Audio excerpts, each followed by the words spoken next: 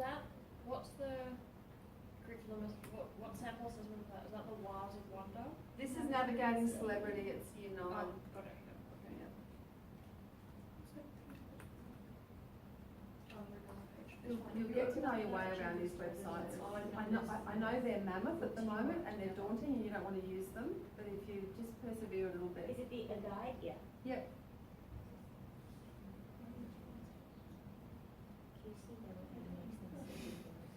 You know whose websites are really actually easy to follow, though? I know we're Queensland, but Western Australia's got a really good education website. Like for their departments, like everything's there. Like you can pull up task sheet examples and everything, and they just give you. Like, I love Western Australia's one. Year 9. But Every state does things differently and they even give you a task sheet example, like how to write. That's like I pulled that off the Western Australian webpage. The task sheets. That's the English example. oh, right, okay. So we have that now. Yeah, I But ours is can. awesome. Our templates, well, ours are designed for seniors. We don't. Yeah, so insert the this is the year 10. Kindergarten to year 10. So yeah, that's why I go on there all the time just to double check it. Because they're using the same curriculum. That's banana. Okay, what are we doing? Sorry.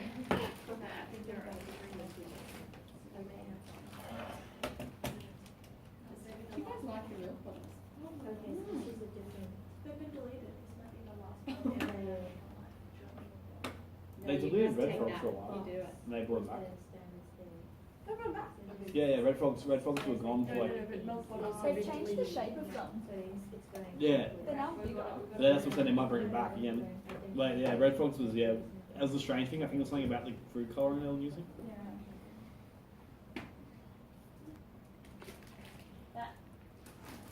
Oh, I had that one.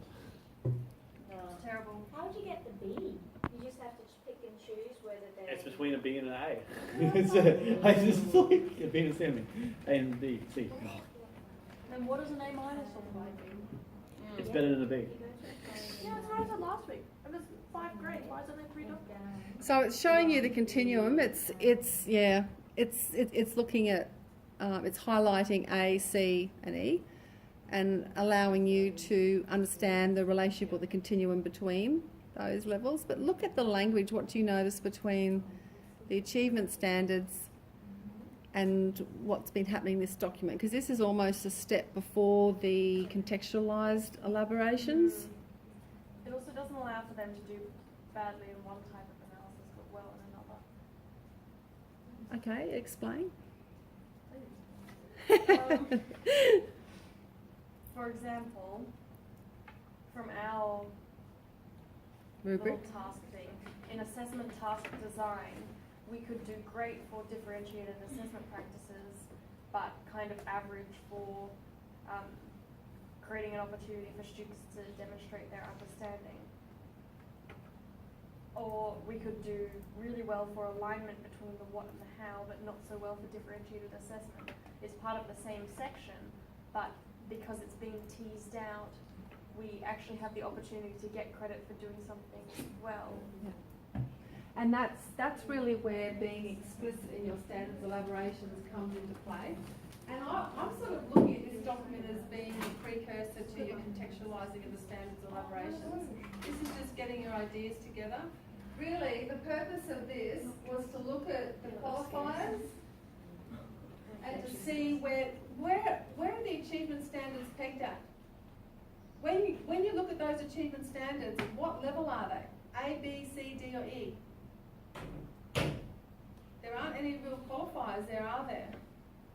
Open up your achievement standards and have a look at them.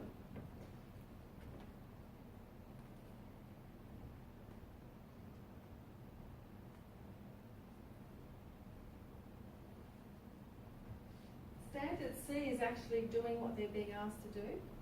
Standard B is doing it effectively. Standard A is doing it in a discerning way, see these qualifiers. Those achievement standards are really at the C standard level. Don't they say that on the elaborations though? They That do spit it say out that. They do. As a C. They do say that. That's why like nothing's highlighted as a C. Yep. But also, you look at the language, can you see the relationship between these and the achievement standards? You've got analysis and evaluation, so this is year 9. If I asked you to open the year 8 achievement standards for Akara, this wouldn't align because in year 8 they don't do evaluation. So there are connections between them. This is contextualised. Note you've got this language creeping in, celebrities, persuade other adolescents. We've got culture of celebrity, potential impact on lives, persuasive effect, and you've got feature articles. So this has actually been contextualised to some extent for that particular task. And here you've got even more contextualisation. You've got relevant subject matter about celebrities and discerning use of text structures. We talked about text structures before. Introduction, example, body arguments, conclusion, recommendations, grammatical structures, and so on. Really, all I'm doing is pointing out, be mindful that that document is there. Some schools might use it. Most schools probably won't, but it's just that middle step between the achievement standards and the standards elaborations. That everything comes from the achievement standards. Okay. And these are the standards elaborations. Again, you can see that they're highly contextualised.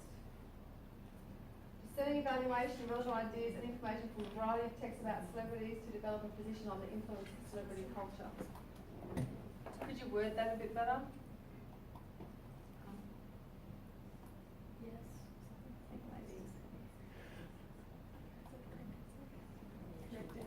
Yes. And these are different. Textual features, language choices, these are text structures, these are ideas and information. You could actually combine a couple of these bullet points if you wanted to. I'll show you a rubric that does that. In fact, the rubric I gave you last week did actually combine a couple of these standards elaborations. Yep. Sorry, I'm just a little bit confused about how we should be going about developing our rubric. Because like this one has understanding and skills on the far side, then it goes into receptive mode and productive mode, and then each of them goes into ideas and information, text structures, language features. Whereas the standards elaborations For QCAA. just has like the receptive, and then it goes into the understanding and skills. So which way should we be going about it? Often less is more. Do you think students care if it's ideas and information or text structures? I mean, it does provide another level of knowledge, but is that absolutely necessary when you've got that language in here anyway? Like it's really repetition, I think, for no. Because you want to keep it simple for them Keep too. it simple. And for you. Yeah. Because it just gets too much. Lots of white space. So that layer there, the grey layer where evaluation is, evaluation of relevant Yes, ideas. you don't need that. We don't need that? Can Okay. the only thing I like about that though, I was just saying to Izzy, is, for example, in language features, it says analysis of how language choices, in brackets, for example, evaluative language and persuasive devices. So it's got examples of things in there without having to repeat them 5 times over in the actual criteria. Yeah. Your choice. One's not wrong, one's not right.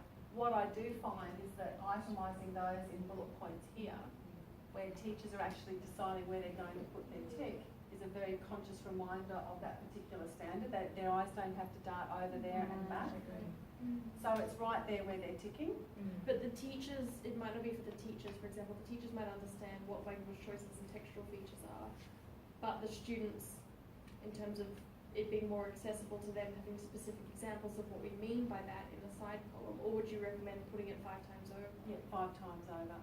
It's actually up to you, but itemising, like you, I love that. I think that increases reliability of marking, because teachers know what they're being reminded of what they're looking for. Students know what they have to do, it's very clear. But when you're actually the teacher marking it as your 20th, and it might be 10 o'clock at night, it's really nice to have those bullet pointed in each of the standards.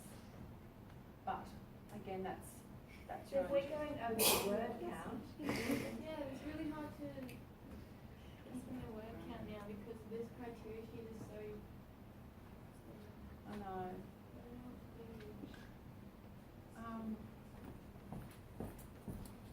Yeah, I feel like I'm going to struggle to get to